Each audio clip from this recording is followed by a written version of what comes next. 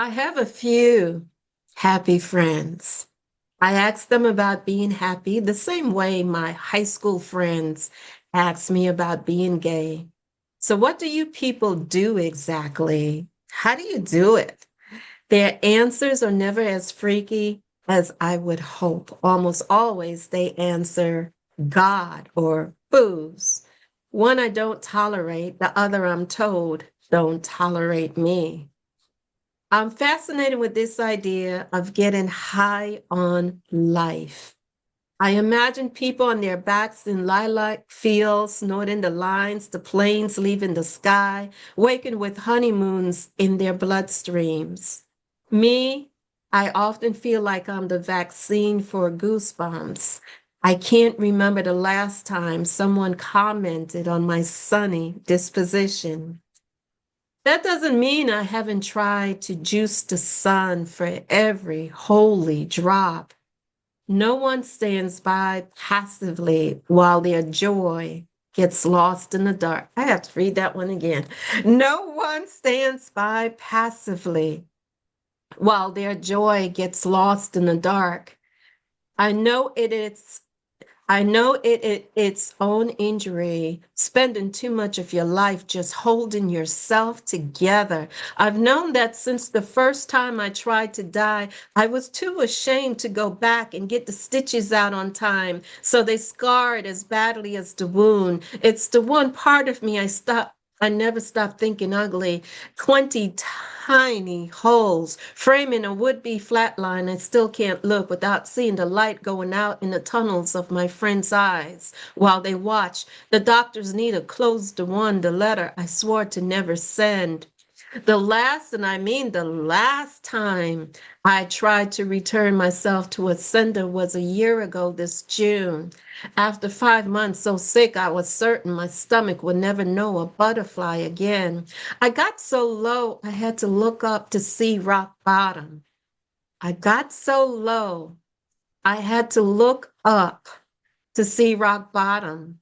And ghosted by hope, I got in my car and started driving toward a dead end, a cliff that had been my backup plan if ever the pain got stronger than I am. Now, I gotta let you know this is a true story. On my way to the end that day, I was already mostly gone. Clumps of my own hair covering the dashboard from me failing to weed the hell from my mind. I was snobbing and snaking around my own neck when I looked up from the steering wheel and saw a stranger above me on the overpass, holding on to the wrong side of the rail with one hand. His arm was taut as a kite, string about to lift his body into the air and fly into 4 rows of traffic. This stranger and I had the same idea, but as soon as I saw him, my eyes locked on him like two screeching red lights that couldn't stop bagging. Stop! Stop! Stop! Stop! I was the last car to pass before the fire trucks and ambulance raced to clot the vein of traffic, to tourniquet the road so when the man jumped, his death, his body wouldn't graveyard the windshield of someone driving home with their body in the back seat. I watched rescue workers run to try to talk him off the ledge while I shot out of my car behind the overpass. And I started circling in the madness of being a twister, praying for someone else's son to not go down, praying for someone else's son to not go down, pacing in the mind mangle of being someone. I could get my foot in long enough to clearly ask the air beneath this man to catch him like a snowflake on the tongue. Please don't make gravity play God. Please don't make gravity play God. This is a poem from Andrea Gibson, a poet in the LGBT community. And Andrea's poem has a resonance that speaks deep into our soul. Listen, this is Anne Marie, host of About This Life. About This Life It's a podcast about taking a look at the depths of our pain, the depths of our trauma, the depths of where we are, and finding that place of hope and finding that place where we can turn things around and moving forward with it. So I'm glad that I have this person with me to dissect this poetry. Okay. So my guest today, Sarah. Hi, Sarah. Hello, Anne Marie. Oh my gosh, thank you for starting with that beauty, power, emotion. Striking, stunning. Striking, stunning, Sarah Byers. Okay, you are a thought leader. You are a poet yourself. You have been the CEO of your family's business. We'll get into that. And now you're hoping to make an impact in the world. But I wanted to cue our listeners in. You're also a podcaster, and I'm loving this because we can co-host the show right now. We're like you said, we're going with the flow. We're just gonna bounce off one another What we do, yes. because I, I didn't know Andrea Gibson, and I was sharing that with you. I just found out about they, and I'm getting my pronouns correct. See, I'm learning. Uh, I just selected a random poem. I selected a poem. I wanted to bring up poetry by Andrea because in all of the dedications to her passing, everybody's talking about what a poet she is. As a poet yourself, what lines, how much time we have? Let me say I am not a poet like Andrea. This is you feel every line and the ability to not only grasp us and tell us a story, but to translate your heart while doing it. And not only your heart, your soul and your spirit, almost the spirit of being human while doing it. So I mean, Yes. so much in here is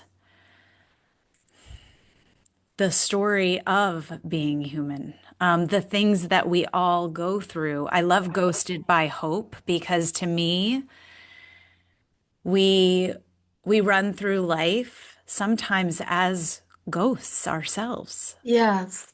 ghosts to ourselves, ghosts to each other, as we struggle to find pieces of hope. And it's so the stunning part to me is to find that hope with someone who is on the overpass above you. Above you. That line struck me as well, that phrase, ghosted by hope.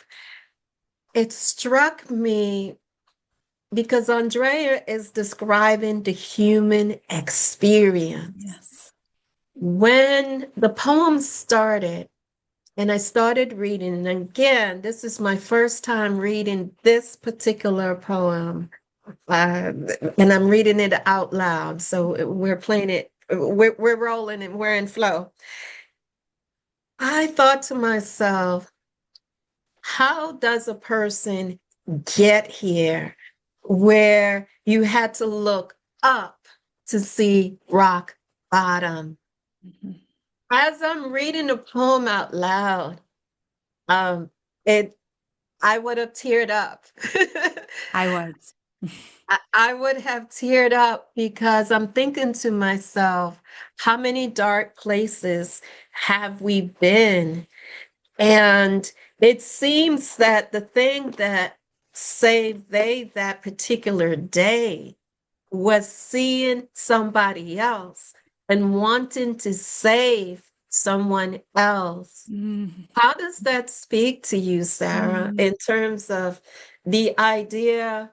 Because we, in the work that we do, we talk about making an impact. Mhm. Mhm. We can save somebody else. Yeah. In what ways? Well, to me, and we've all had our own versions of rock bottoms. And for me, the connection with someone else, and I'm going to say that that to me is can be a higher power or another person. Whenever we connect with another person, even as they did, Hmm. something new is created within us, Yes. within our own experience. And so to me, as we go through and connect with other people, new things are always created, both in reflection for ourselves and the other. And so I love that interplay of human experiences colliding Mm, to create anew. And on that day or in that moment, to me, that is what happened with Andrea. Yeah. yeah. It's interesting to note that I did not read the entire poem. I left out, oh, maybe 4 or 5 stanzas, including including the end, and maybe I want to go ahead and just read a couple of more if I will, Yeah. because it's a rather long one, but I want to add 2 more stanzas. Never in my life did I want more to keep my blood blue, did I want more to live than when I looked up and saw myself in someone else trying to become the sky. Mm. I didn't even know him, but I know it would have killed me to watch him die. So at 12:31 p.m. when he decided not to, oh, thank you. Good outcome. When he came down, when the road opened, I did too. My whole world, my whole mind went home with living proof of what I'd only known before in theory, that we are truly not alone in this, that our veins are absolutely strings tied to other people's kites, that our lives are that connected. Woo! Okay, Ooh. that our strings, let me find that one. Strings tied to other people's kites, that our lives are that connected. And it is similar to what you just said, Sarah, in terms of the connectivity, the collision, and creating something beautiful. That happens to be who you are right now, the work that you're doing. Oh my goodness, that's an honor to know to hear that and to it's really powerful and in truth, I think we were always doing it. I think I was always that is what we are doing, each one of us. Yes. But I the intention or awareness of it is Mhm. significant. And I will say that I had a friend take their lives within the last few years. And Mm. what was so powerful to me was so when I write poetry in the middle of the night, and sometimes I don't remember it in the morning. And I was in my friend's energy, translating Wow. after her feelings, it's just, it's so powerful, the connection we have with each other here, with even those who have passed, and Mhm. all that we have to learn from each other. It is, and that's where I just feel so tremendously honored with every step and with every connection. Being here with you, being able Yes. to go through this just striking human piece with someone like you who gives to the world in so many beautiful ways. But it's really lovely to get to a space finally where I can see it. Because Absolutely. it's one thing to, know that as human beings we're walking around the world doing this, but that was certainly not, I was monopolized by the toughness of it for a long time, and so unable to see the beauty. Yeah. So it sounds to me, what I hear you saying, that there was a transformation in you, Sarah. Yes. Something happened where you can finally see your gifting or tap into your soul, tap into your creativity. So a transformation occurred, but take us back, give us the backstory. I Oh, mean, CEO, is it Leonardo's Pizza where you were yes. CEO? Pizza, morning, lunch, dinner, hot, cold, plain, all the things on it. I'm right there with you. I'm never sick of pizza, You ever. can't go wrong with pizza. I love that. Yes. My family's business was started by my dad 35 years ago. And, but sort of going even further back, I suffered with anxiety for a long time, and not, I mean, I think all of us have anxiety, Mhm. it's sort of the human condition to sort of live in fear at times, but mine was fairly debilitating. I had social anxiety to such an extent that when I first met my husband, I wouldn't leave the house. I was really successful at work, but I would have a hard time doing things that put me in a position where I didn't have complete and utter control. I realized only recently when I started writing, I felt compelled 5 years ago to start writing my story and realized that the reason I dropped out of college, which I did, was because I was too anxious to get myself to go to class. I couldn't leave my dorm room. I always put that as just a failure that I wasn't good enough to finish school. But in reality, I was too laden to even get myself there. But like I said, business was always something, work was always something that I could do for some reason. I was able Right. to, You channel yourself in that way. And yeah. I could relate to what you're saying because uh, do you ever have a social calendar and I would see an event coming up and I'll put it down and I say, I'm going to go to that. I'm going to make myself go to that. And then the day comes. That is me. Yes. That is me. And I'm just like, I can't get out the house.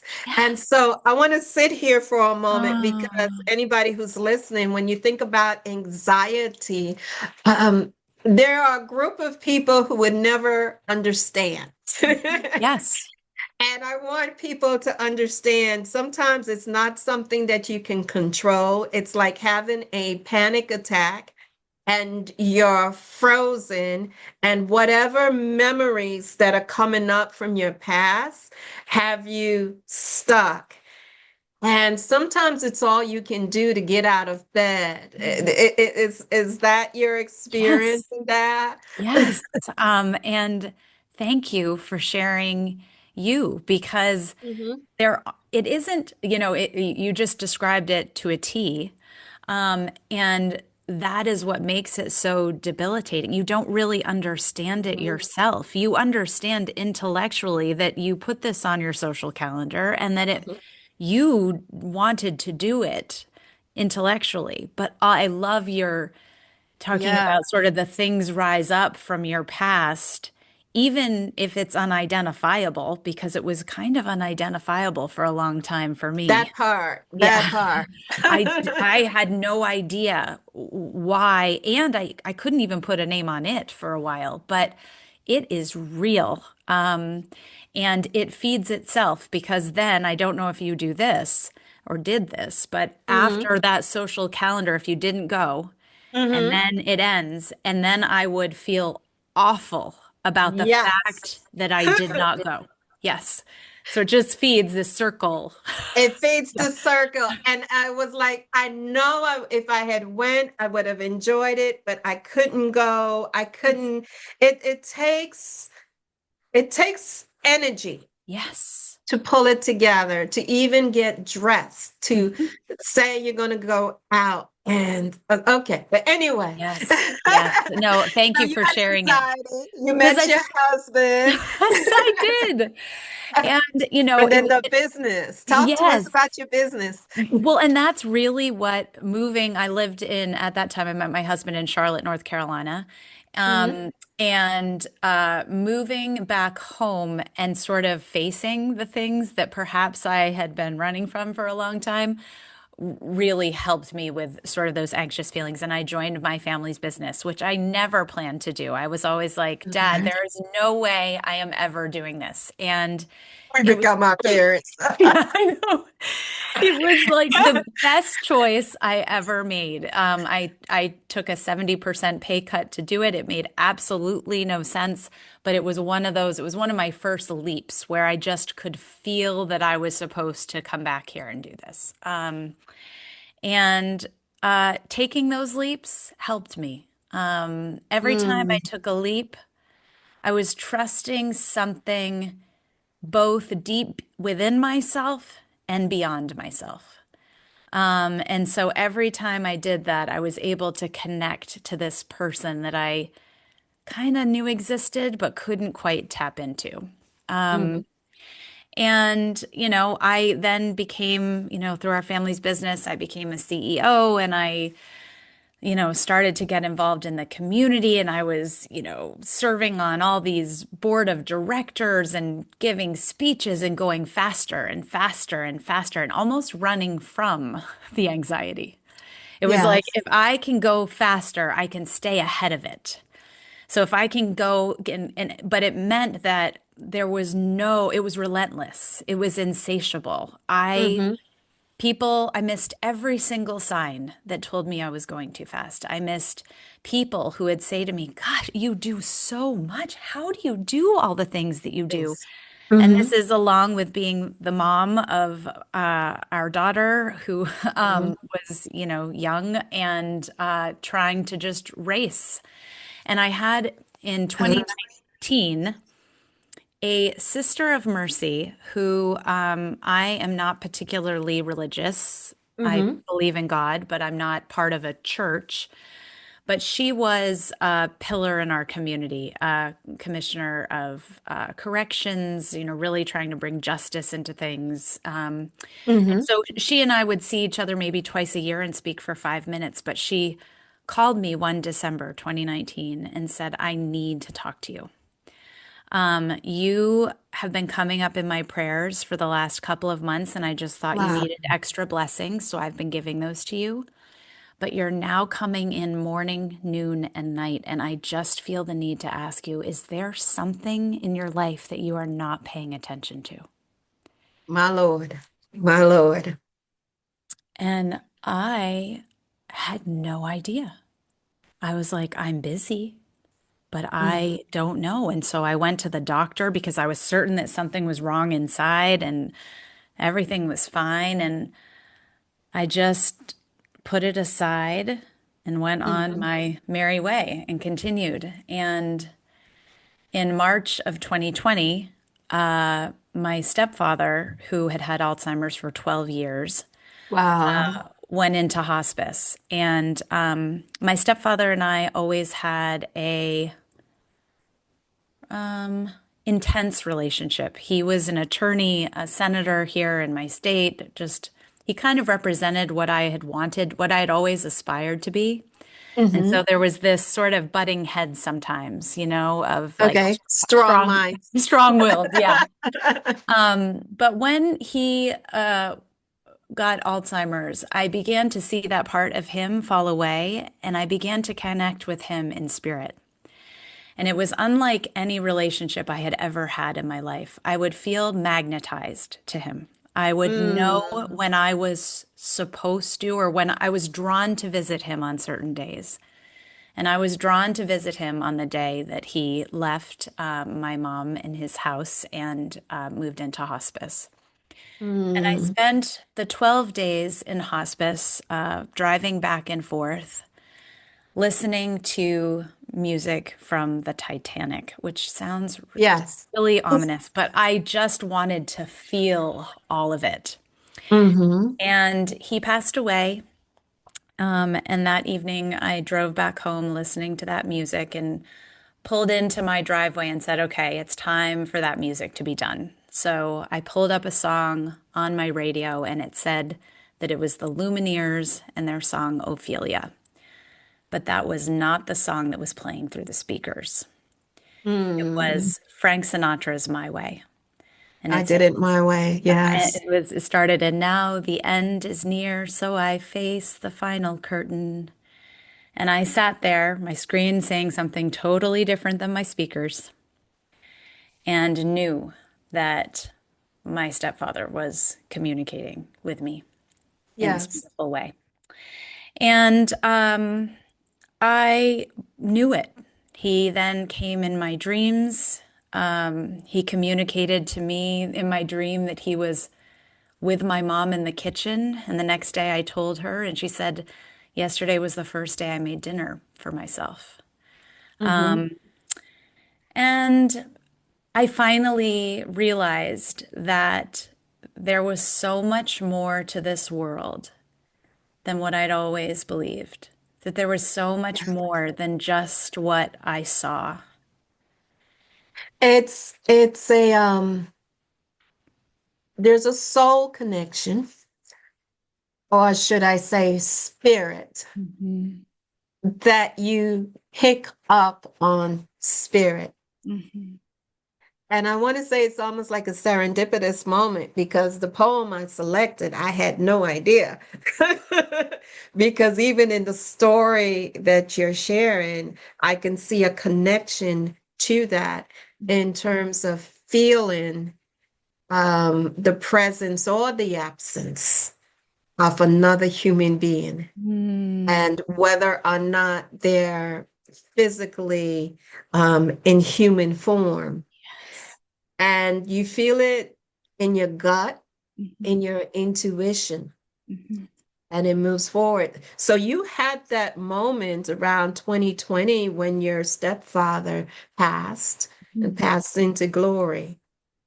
And do you still see him? And how do you help people now? How do you help people? I try not to cry. I cry like this. That is it's because I I feel I feel like spirits. I'm like, "Bing, here it comes." Um, woo, uh he is he started this entire road for me. Mm, And so I feel him because he's a part of me. He's a part of all of this. And while I don't feel him as acutely as I did in those moments, I am now connected with so many people in such a more significant way because of him. So to me, we are on this journey together. And oh my gosh, okay, see, I'm just hearing things now. yes, He, yes. so he was Vermont passed civil union legislation back. I don't recall Hmm. when, but was one of the first states to do so. My stepfather, as a senator, was one of the leaders of that. And I'm just hearing that with regard to the LGBT, that connection is kind of beautiful with Andrea Gibson and the work that he did on this earth. But he's with me, and my Hmm. work is different than his, but just as important. And it's sort of like, how do you now, him as a senator and an orator and an attorney, me as a business person and community involved individual, how do we connect humanity? How do we Yes. bring humanity into those spaces? And so he is with me always with regard to that. And now I just feel so blessed to feel connected to so Yeah. many people.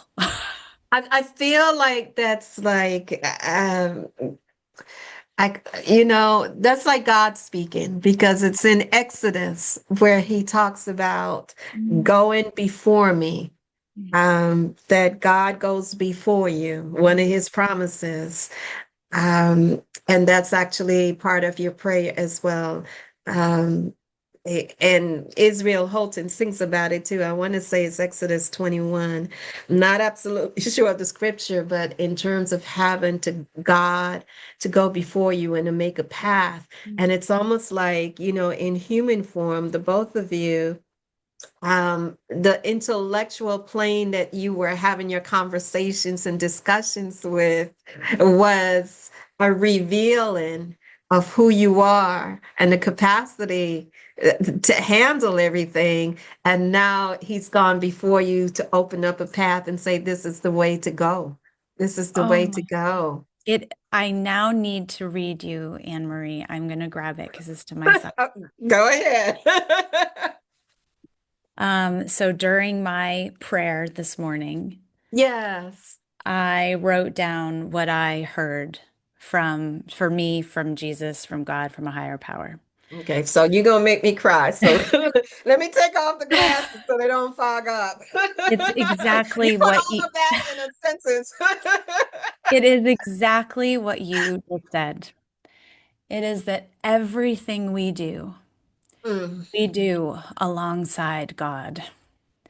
It is our choice whether to tap into that strength or not. It can be tapped through awareness, recognition, and embodiment, and it is always there. yes, It is so, it really, yes, I'm so glad you said that because it is the path alongside God. And whether that is God before us, God beside us, that is everything. And that recognition yes, has changed everything in my life. It, yes, because you've become the past. mm, So you're no longer looking for a path or looking for purpose. You've become the path. oh my God. Okay. So do you work?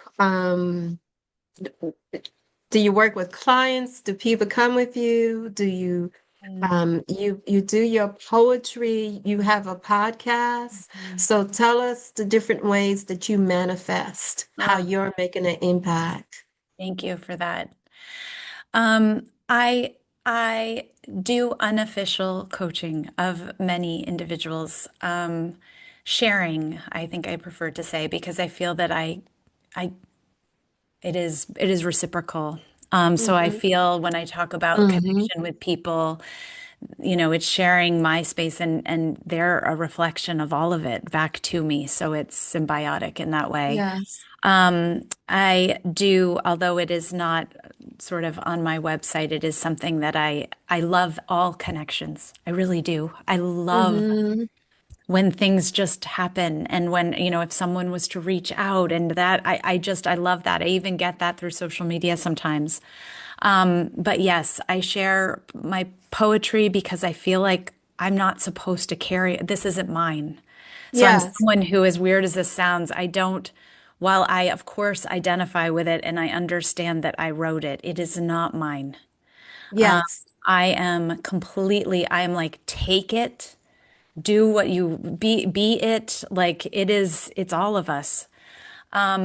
And I also, as I mentioned, I'm still, while I have taken a step away from the day to day of our business, I'm still involved there. And I also still chair boards. I just finished chairing the Vermont Business Roundtable board. Okay. And I love this intersection. I love bringing this part of myself into spaces that not not aren't welcoming of it, but maybe haven't been permeated with it, haven't absorbed it. So I think that that's what I am doing at the moment, is in those leadership roles within the community, how now do I bring this part so that we can all bring it because it's part of all of Yes. us. And I think we're all thirsting for that level of humanity.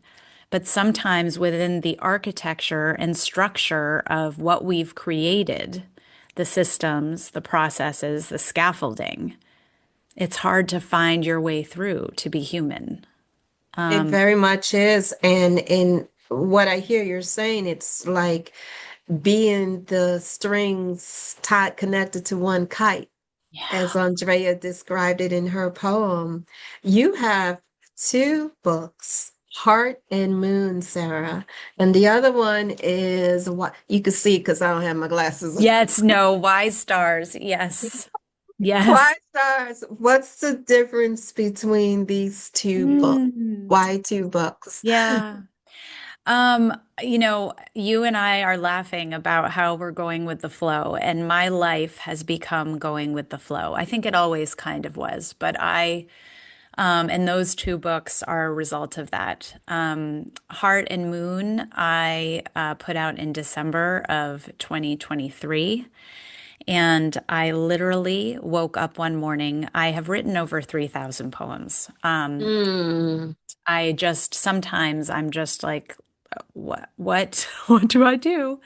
And I woke up one morning and knew exactly what I was supposed to do, and didn't know how to put together a book, but knew the poems that I was to select, which were the one-line poems in that one, hmm.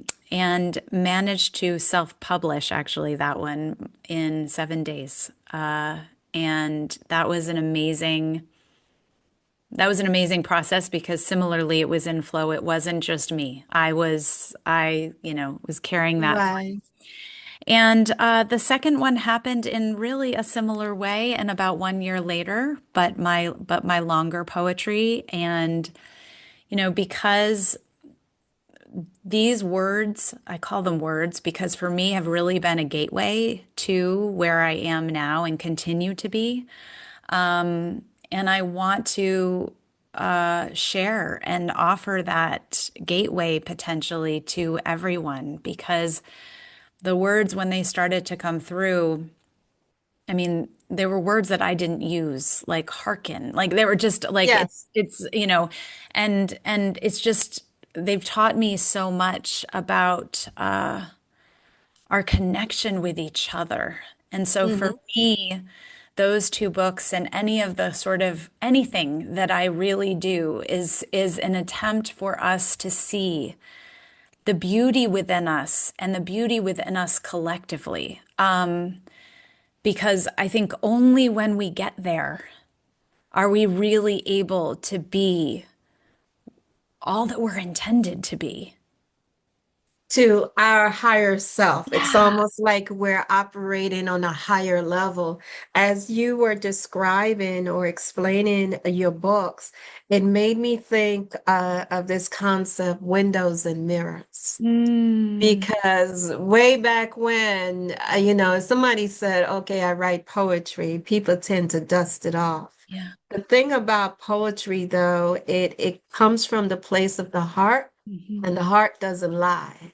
In our brain, we wear all these masks, Yes. right? We know how to put on the social face when we're out in public, but the heart, either it doesn't lie, or if we're hiding something, poetry, the words pull out the truth of Mm. what's in our heart. Yes. So we can see when we write and when we share, it's like a mirror looking into ourselves. It's also like a window looking out Oh.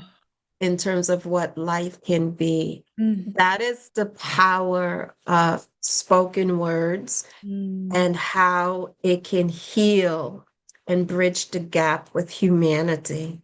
Yes. Absolutely. Oh. So is your podcast, Sarah, in a similar vein? What's the purpose of your podcast? Mm. What's the name of your podcast? Yes, it is collecting insight. And I started it with a friend who, at the time, we weren't terribly close, but we were brought together. Um, Hmm. and she and I see the world very differently. And what we saw as value, we'd have these meetups with these really deep conversations where we would come from two totally different places and end up at the same place.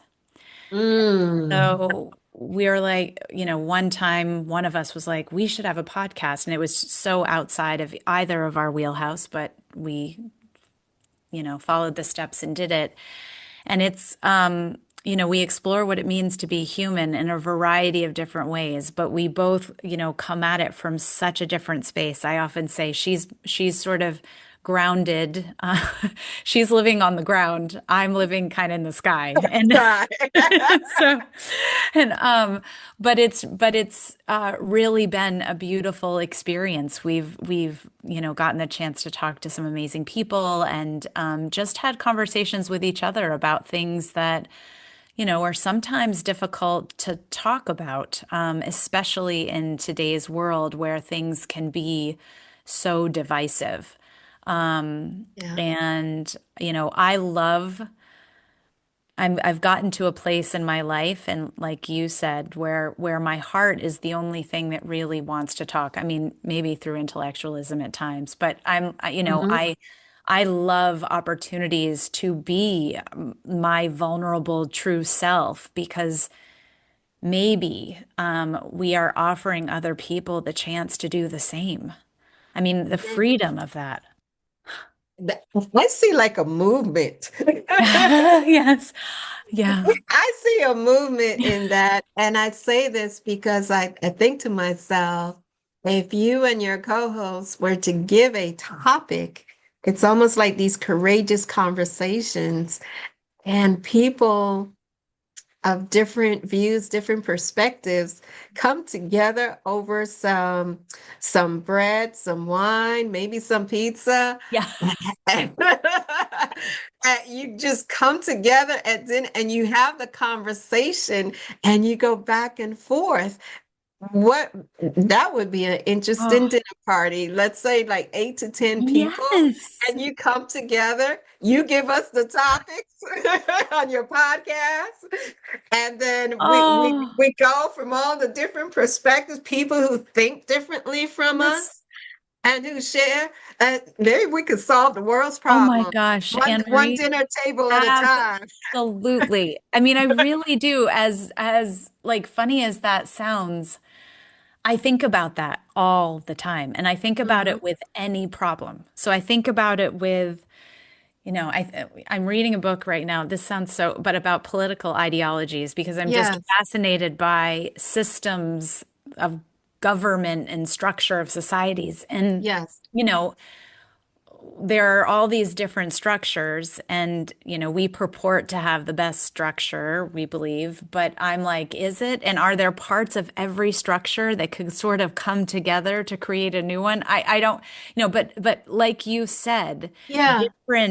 different perspectives like coming together and not being threatened by each other's.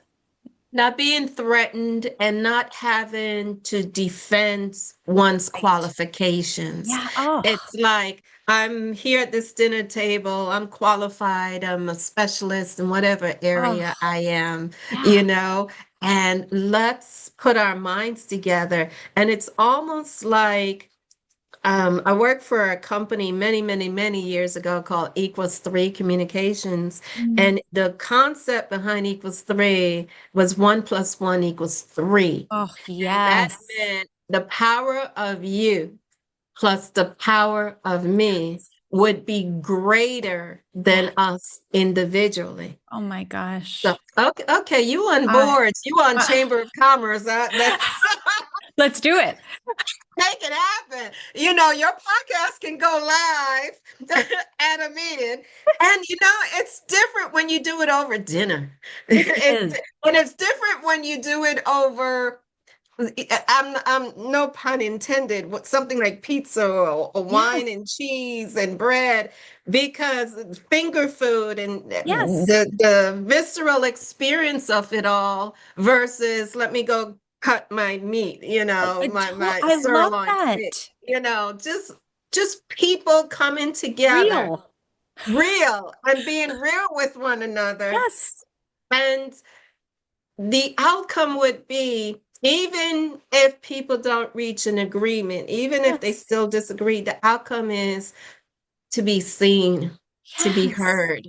That I just need for you to understand that we're Yes. all human living a different experience. Oh, I I mean, I have had the luxury actually through some business involvement to be involved in spaces that were like that. Mm-hmm. And it's changed my life.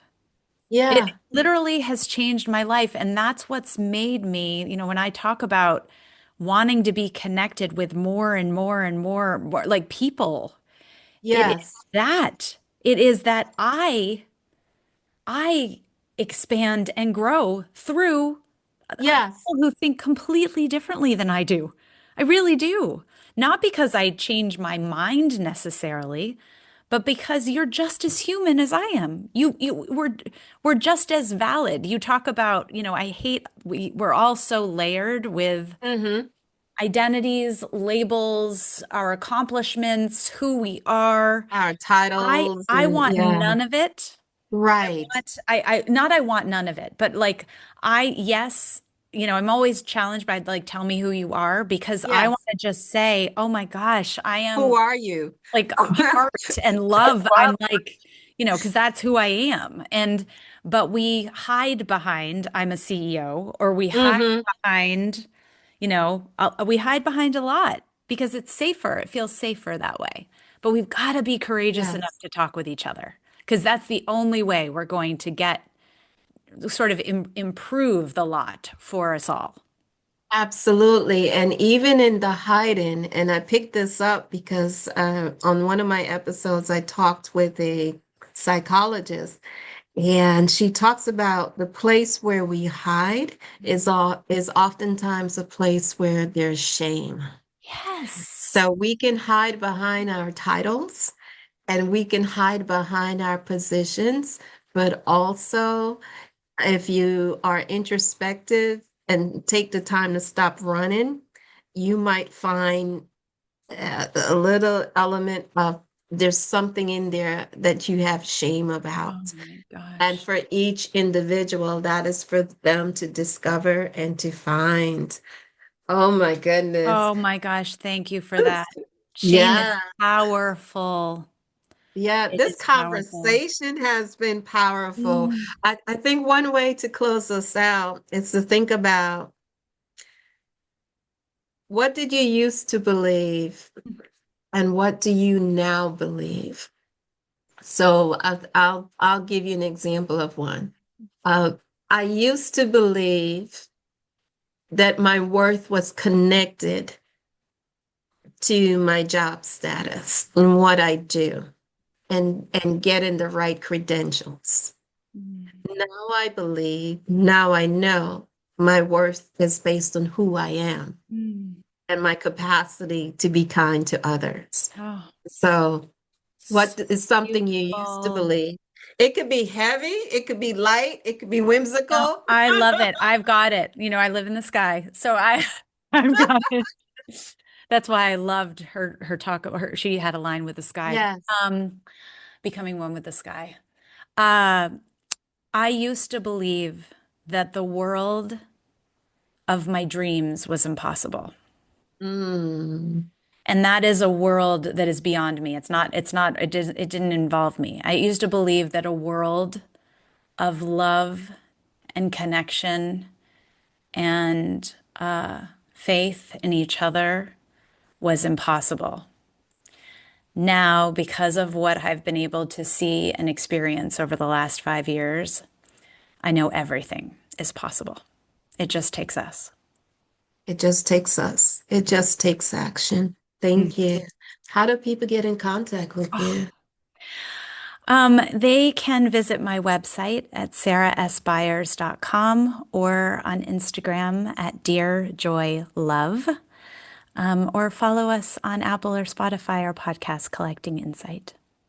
Yes, Absolutely. And we have to go read a fraction of your poems. I would love that. Yes, those you can purchase as well. Thank Anne Marie, this was lovely. Yes. Thank you for this gift.